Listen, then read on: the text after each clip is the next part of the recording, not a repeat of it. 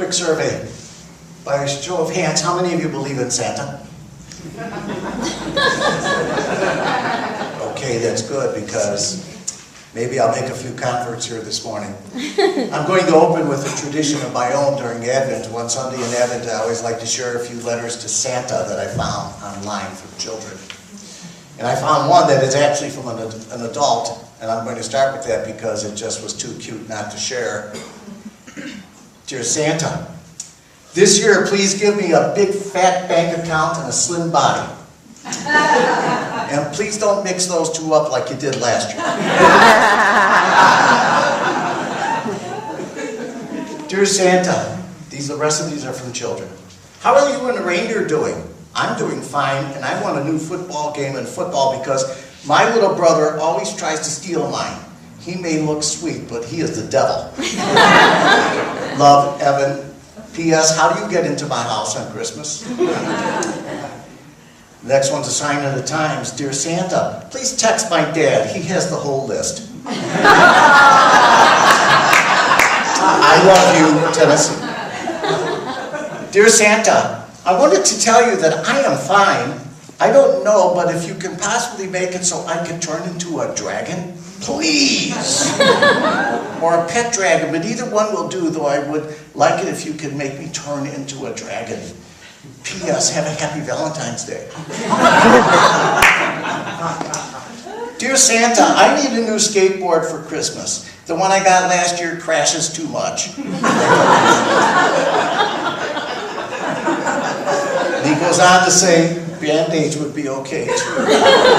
David. Dear Santa, even though I know the truth, I want you to know how much I enjoyed believing in you in the past 10.5 years. Love, the new Anna. Dear Santa, we left some cookies and milk on the coffee table. I hope you enjoy them. Do you know what I want? I want a Broncos football helmet, an iPad, labels, neckties, a snow coat, and an electric scooter. I have been very good. I picked up 12 piles of dog poop and made $6. Peter. Dear Santa, Mommy says you only bring presents for the good little boys. That's not fair. The last two are very different and very wonderful in their own way. Dear Santa, me and my little brother have been trying our best to be good, but first things first.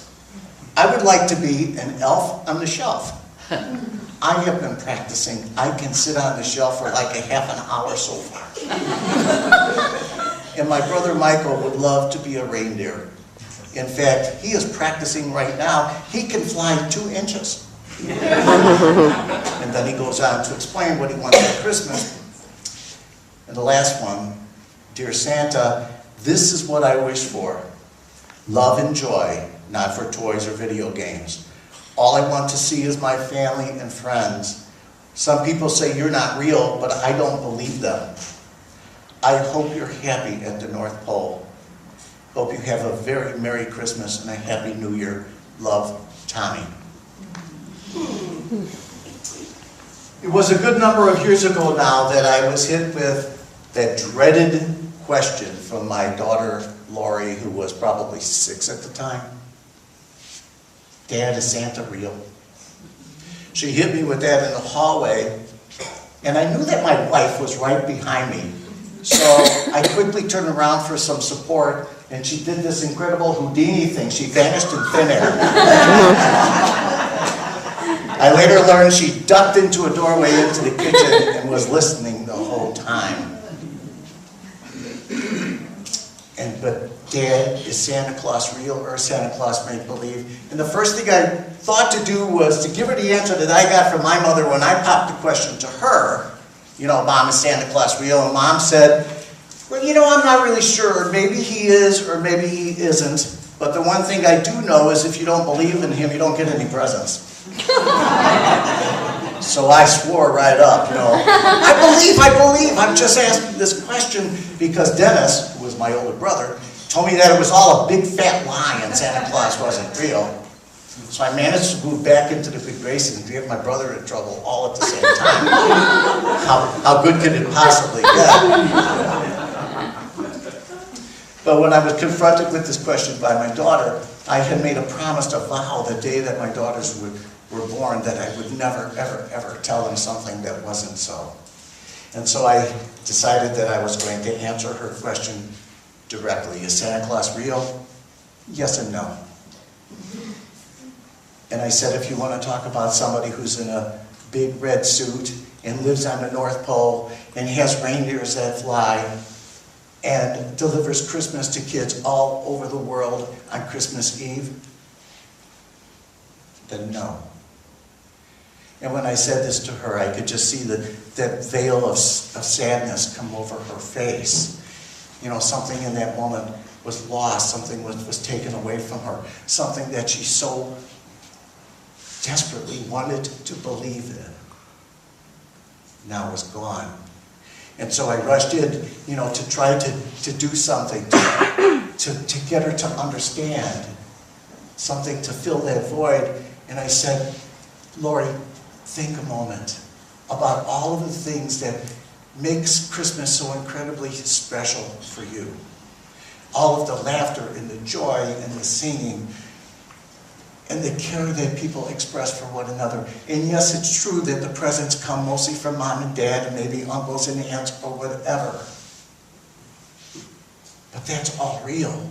And the reason that we tell you about Santa Claus is because when kids are young and you talk to them about love, they don't really yet have a grasp for that. And so we give you Santa Claus as a way of something physical, something touchable, that can make you, all of those feelings come alive in you. And then when I was through, because I was really just trying to embellish Santa and not really eliminate that reality from her life. And then when I was finished, I just said to her, Lori, by the way, if you share any of this with your kid sister Lisa, you're going to be in a lot of trouble. And she grew a smile on her face and she walked away, at least having the pleasure of knowing that she now knew something that her kid sister didn't. I am a big Santa fan. I am a believer. And I believe in all of the hoopla that so many people find stressful and tiring during this Christmas season. I'm all in. I love the gorgeous decorations that line the streets of all of the cities and the villages, and I love the ornaments, and I love Christmas trees, and I love candles, and I love Christmas carols, and I love cookies and eggnog. Boy, do I love cookies and eggnog. I love the Christmas movies that come out at this time of the year. The whole package, because I think the whole package makes everything come alive for us. It takes the miracle of Christmas and somehow makes it incarnate. It gives it a body. You know, and the magic of the Christmas season in the Christmas message becomes something that we could look and touch and feel. And we need that. You know, we are all people. We are all human beings. And yes, we are spiritual beings having a human experience. But you can't have a human experience unless you have a human experience. We need hugs. We go through this ritual early on, and what we come together to do here on Sunday, and we get up and we meet and greet one another, and we shake hands and we embrace and we hug and we say things to one another. Maybe at this time of the year we wish one another a Merry Christmas, or 3 simple words, I love you. This is important. That's what makes a kiss, when it's delivered in love, so incredibly precious to each and every one of us. And I remember years ago, I was watching a Paul Newman movie. I don't even know what the name of the movie is. I can't share that with you. But there was a love interest that he had in the movie, and during the scene, she was busy telling him how much she cared for him, how much she loved him. And Paul just looked at her with his baby blue eyes and said, you need the words. And I was sitting there watching it, and I'm screaming out inside myself, well, yeah, Paul, she needs the words. We all need the words. You know, the Word became flesh. That is so important to each and every one of us. It's the affirmation of what we hold deep down within. And that's why the Christmas story is so incredibly awesome. God with skin on. I think the infant Jesus is just a perfect symbol of the whole Christmas message. God with skin on. Not a God that's sitting on a throne someplace, high up in the heavens, untouchable, unreachable, unattainable.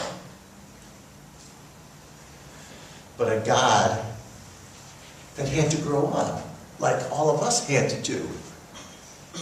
A God that had to sleep and eat and drink, like all of us have to do. A God that sometimes experienced pain. Not just physical pain, but as we learned from a couple of the gospel stories, emotional pain as well. A God that was reachable, touchable. A God that was hands-on. And presents are important too. You know, aside from those that we have to go out and find somebody because we drew that person's name in the grab bag and there's only 6 days left till Christmas and we've got to do something about it. Or not to reciprocate because somebody gave us a gift last year and we don't want to be caught short again. But those gifts that we give from a spirit of caring, from a spirit of love, and maybe it's something that we actually make, or we're willing to fight the mobs, the crowds at the mall at this time of the year, or maybe shop online at Amazon for several hours, because we're really trying to capture, get that very best gift, the gift that really will send the message to the other person. You're important. I care about you. I love you. And that's why we wrap those presents. We embellish them even further to get that message across. And we tie beautiful bows around them. All of them for that singular purpose of trying to send that message. I'm really glad that you're in my life. And it's important that those gifts are received by us in a very similar way, in a very similar message. And we need to open those gifts, unwrap those gifts in a spirit of true happiness and a true gratefulness and appreciation. Because we have to be receptive to love that is offered to us. It doesn't always happen with gifts. Once there was a little boy who really wanted something so badly for Christmas and he bugged his parents like crazy for it. And he was told, it's not likely that it's going to happen. But lo and behold, on Christmas Eve, when they opened their gifts, it was there. And he was awestruck as he tore the paper off of the package, and he saw that it was exactly what he had envisioned. And he took the cardboard lid off, and there was a cellophane covering still that allowed him to see through all of the parts so gently laid out inside of the box. And he was overwhelmed, and he said, I'm not going to open this now because there's too much going on. And he took it and he pushed it under his bed. And the next morning he got up and he looked at it again. And again he was so awestruck and he couldn't believe that he actually had received this gift. And again he couldn't bring himself to open it. And so he pushed it under the bed one more time. And a little ritual was born. He would continue to do that the next day, the day after that. Until the day came that he forgot about that gift. And several months later, he was looking for something in his room and decided to look under the bed, and there it was, now covered with a layer of dust. And again, he took the cover off. But now it was different. Now it wasn't the same. And now he was afraid that if he opened this gift, he was going to be really, really disappointed. So one more time, he put the cover on and he pushed it back under the bed.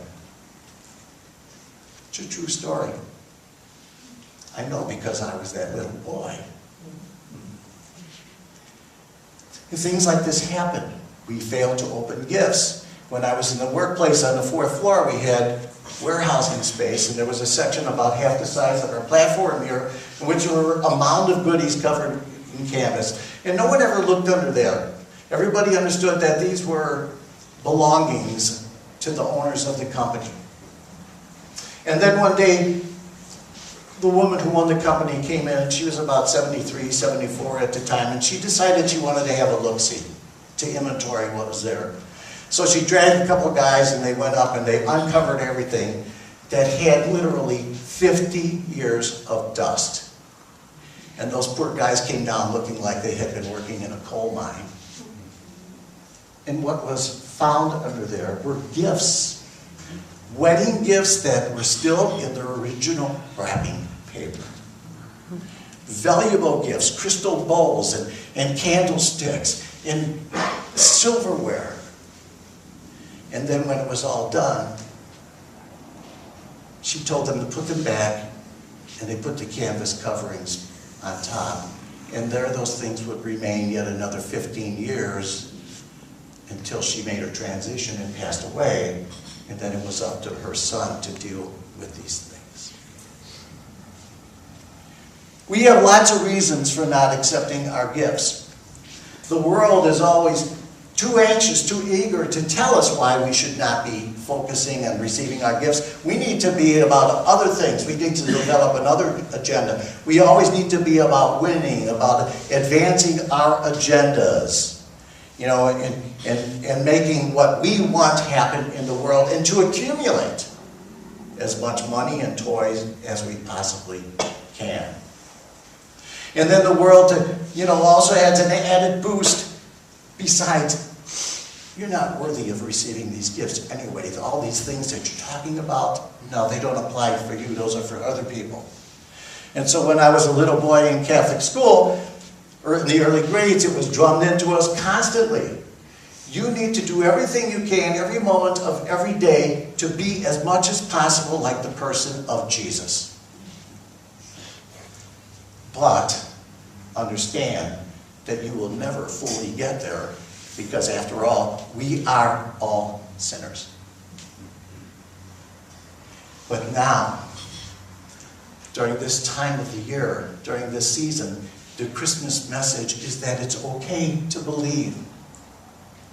And how often are we just stuck on a problem? How often do we have a place where we don't know which way to turn, and we're looking for answers, and we pray, please, Lord, send me a sign. Give me a direction. Tell me the way to go here. Well, my friends, during this Advent season, during this Christmas holiday season, look around, because the signs are everywhere. Open your eyes and see the incredible decorations and the ornamentations that are everywhere around. And open your ears and hear the beauty and the power and the magic in the Christmas carols. Enjoy the sweet taste of a candy cane or a cookie. Give somebody a hug. Enjoy the sweet aroma of Christmas dinner or those freshly baked cookies. And you might say, well, Mike, you're naive. This isn't what it's all about. This isn't what Christmas has become. It's all about commercialism right now. And you're right. I'm not naive. 'Tis the season. It's all about the great almighty dollar. 'Tis the season to make a buck. But I know something else. I know that we are so immersed in spirit, that we are swimming in spirit. And it is well within God's means to take this nonsense of commercialism and use it to call us, to send us forth, to extend an invitation to each and every one of us. To see that all of this nonsense that is going on is beautiful and an opportunity to advance our spiritual growth. And even the world lets up at this time of the year and says it's okay. We watch people, we see people who are so into the Christmas spirit. It warms your heart. It sends chills up and down your spine. This is the one time for sure that it's allowable. There are government programs in which there are windows in which you have to sign up. You have to sign up for Medicare at a certain time or for the Affordable Care Act coverage at a certain time. This is the season of Advent. This is the time where we should enroll. We should step forward and say, hey, I'm eligible because I am a beloved daughter. I am a beloved son of the Father. And I want to sign up for the real Christmas, the real true Christmas miracle that's all about love and giving and generosity and joy. I'm here. 'Tis the season. 'Tis the season when somebody can step on my toe and I can respond to them with a smile. 'Tis the season. It's a time when I can take all of those previous hurts and angers and frustrations that lie in my heart and block everything up and remove them and replace them with forgiveness and joy and love. This is the incredible power that awaits each and every one of us as we sign into it. Christmas is celebrated throughout the entire world. Many different customs, many different ways. And for the most part, in most Christian traditions, it's all about commemorating something that happened 2,000 years ago. And yes, unity pushes the envelope a little further. Well, we also celebrate and commemorate that birth of Jesus. And we also acknowledge that it was a presentation, the arrival of Christ in the world in a very unique way. But because of our second principle in unity, we also believe that every one of us, each and every one of us, shares in that incredible, beautiful divinity that was his. It's a pretty bold statement on our part. In living it out and executing it in our lives, day in, day out, requires a lot of daring and an awful lot of courage. But that's what we're here to do. That's what we are called to do. God's gift to you is who you are. Your gift to God is what you become, what you do with this precious gift of life that has been given to you. How you decide to unwrap your gifts that are part of your deepest, profound essence. Because that's what the Christmas message, the Christmas spirit is all about. To become living, breathing manifestations of all that Christmas entails. We are called to become reincarnations of Santa and all that Santa represents to all of those little kids in the world. And you might say, well, you're raising an awful high bar here. And you know what? And I've tried what you're talking about. I've shown up a couple times as my real self, and all that happened is that I got kicked in the face. Yeah, that happens. Absolutely, positively, that happens. And so I invite you, go back to that story of the Nativity. Go back to that story of the Christmas story. And look at the circumstances around it, because they were written that way deliberately. Jesus was born in a stable, and he slept in a manger. A manger is nothing other than a food trough for the animals. He was introduced to us, introduced to the world in an environment not with gold scepters and gold shoes and rings, but in an environment of weakness, in an environment of vulnerability. Your weaknesses are your strengths. Your weaknesses are your opportunities, because at any time you can take and address any one of them and decide, you know, that's not who I am. I'm not going to allow that to identify me. I am something way more than that. And go about trying to make it happen in your life. And even if you fail according to the world's standards, you've succeeded, because you've decided to embrace a greater, higher, more loving, generous consciousness and awareness.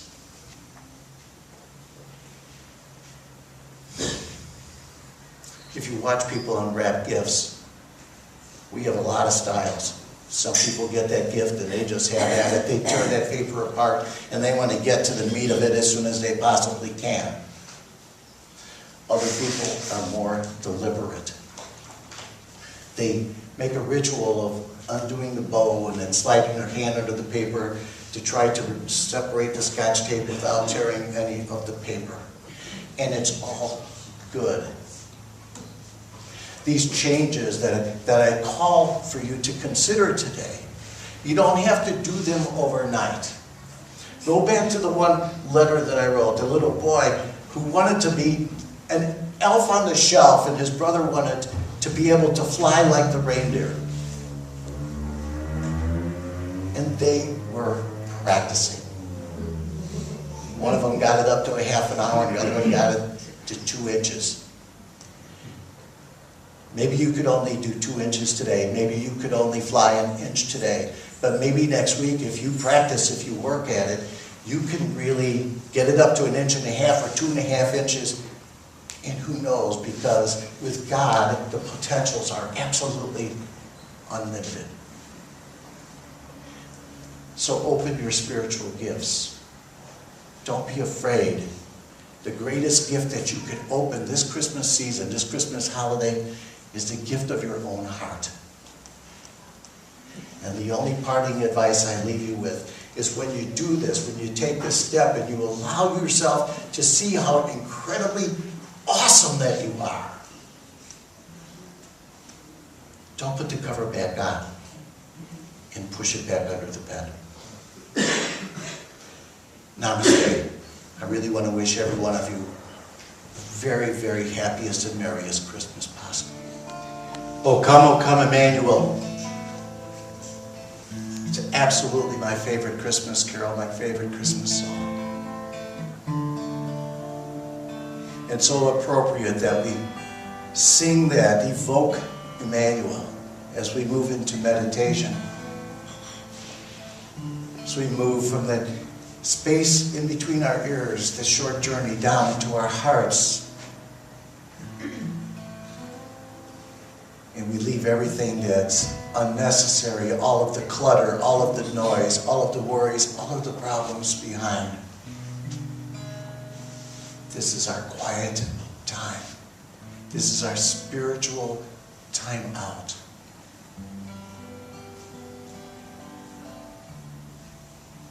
A time when all we have to do is call out to Emmanuel and then sit in the silence and listen to the still small voice.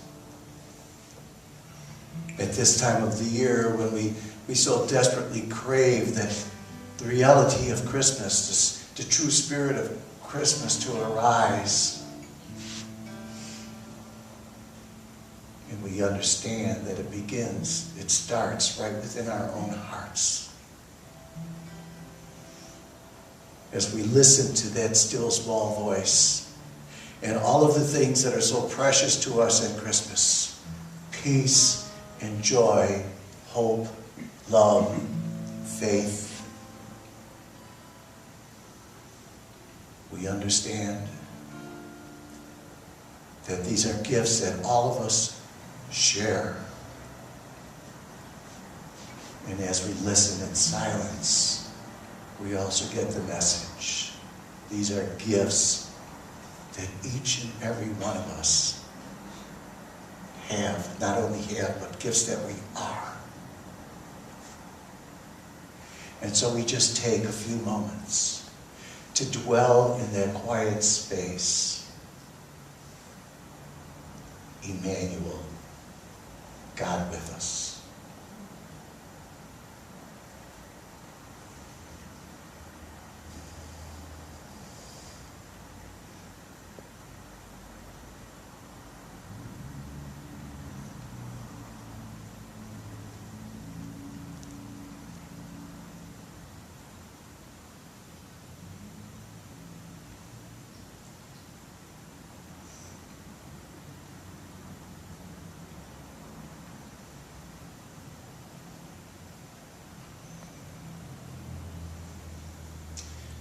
And now softly, quietly, I invite you back to this space, to this room, to this sanctuary. And as you return to this physical presence here in this room, do so understanding that you leave nothing behind. All of those gifts, the realization of God with us. And we claim it. We own it. We incorporate it into everything that we do, to all of those problems and worries that we have to attend to, that we have to go back to all of those to-do lists. We do so with that powerful recognition. Emmanuel, God with us. And for this opportunity to sit together and pray and to be together, we are incredibly grateful. And we say, thank you, God. Thank you, God. Thank you, God.